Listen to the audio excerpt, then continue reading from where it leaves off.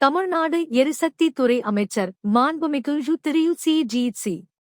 நிர்மல்குமார் அவர்களை தலைமை செயலகத்தில் நேரில் சந்தித்து தமிழ்நாடு மின்சார துறையில் கேங்மேன் பதவிகாலியாக உள்ள இடங்களுக்கு விடுபட்ட கேங்மேன் பணியாளர்களை 5493 நபர்களுக்கு பணி ஆணை வழங்கப்படும் என்று அறிவிப்பு தெரிவித்ததற்கு நன்றி தெரிவித்து மற்றும் ஒப்பந்த தொழிலாளர்களை கண்டறிந்து நிரந்தரமாக பணி அமர்த்த மற்றும் தொழிலாளர் பற்றாக்குறையை நிவர்த்தி செய்ய மறுமலர்ச்சி தொழிலாளர் முன்னேற்ற சங்கம் சார்பாக கோரிக்கை அளித்ததை சரிசெய்து தருவதாக மாண்புமிகு அமைச்சர் அவர்கள் உறுதியளித்துள்ளார்.